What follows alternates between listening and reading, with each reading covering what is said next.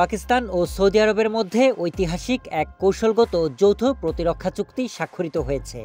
বুধবার সৌদি আরবের রাজধানী রিয়াদে দেশটির যুবরাজ মোহাম্মদ বিন সালমান ও পাকিস্তানের প্রধানমন্ত্রী শাহবাজ শরীফ এ চুক্তি সই করেন। সামাজিক যোগাযোগ মাধ্যম এক্সে এক পোস্টের মাধ্যমে এ বিষয়টি নিশ্চিত করেছে সংবাদ মাধ্যম সৌদি গ্যাজেট।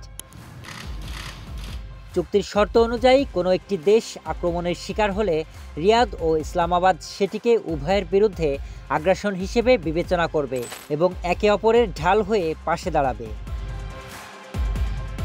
এদিকে পাকিস্তানের প্রধানমন্ত্রীর দপ্তরের এক বিবৃতিতে জানানো হয়েছে, রিয়াদের ইয়ামামা প্রাসাদে যুবরাজ মোহাম্মদ বিন সালমানের সঙ্গে শাহবাজ শরীফের বৈঠক হয়, যেখানে দুই নেতা এ চুক্তিতে স্বাক্ষর করেন।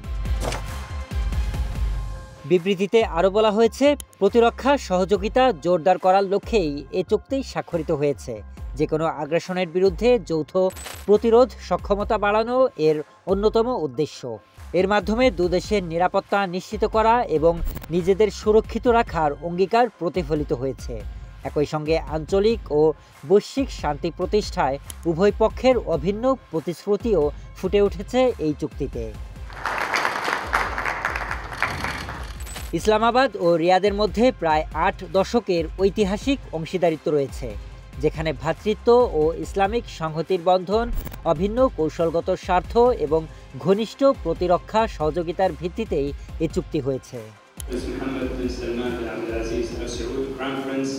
এর আগে সৌদি আরব সফররত শাহবাজ শরীফ ইয়ামামা প্রাসাদে পৌঁছালে তাকে অভ্যর্থনা জানান সৌদি যুবরাজ। এ সময় পাকিস্তানের প্রধানমন্ত্রীকে গার্ড অব অনার দেওয়া হয়। পরবর্তীতে দুই নেতার মধ্যে দ্বিপাক্ষীয় স্বার্থ সংশ্লিষ্ট নানা বিষয় নিয়ে আলোচনা হয়। অন্যদিকে পাকিস্তান ও সৌদি আরবের মধ্যে এমন চুক্তি যেন ভারতের জন্য মাথা ব্যথার কারণ হয়ে দাঁড়িয়েছে, কারণ দিল্লি ইসলামাবাদের মধ্যে চলমান বৈরিতা দীর্ঘদিনের। এরই মধ্যে তারা একাধিকবার যুদ্ধে জড়িয়েছে। সর্বশেষ এবছরের মে মাসে পেহেলগামের সন্ত্রাসী হামলার জের ধরে দেশ দুটি ব্যাপক সংঘাতে জড়ায়। বিশ্লেষকদের মতে, রিয়াদ ইসলামাবাদের মধ্যে এই প্রতিরক্ষা চুক্তির ফলে নয়াদিল্লি বেশ চাপে থাকবে। এখন তারা চাইলেই সার্জিক্যাল স্ট্রাইক কিংবা অপারেশন সিঁদুরের মতো অভিযান চালাতে পারবে না। Sharif Rahat, news desk, hello Bangla.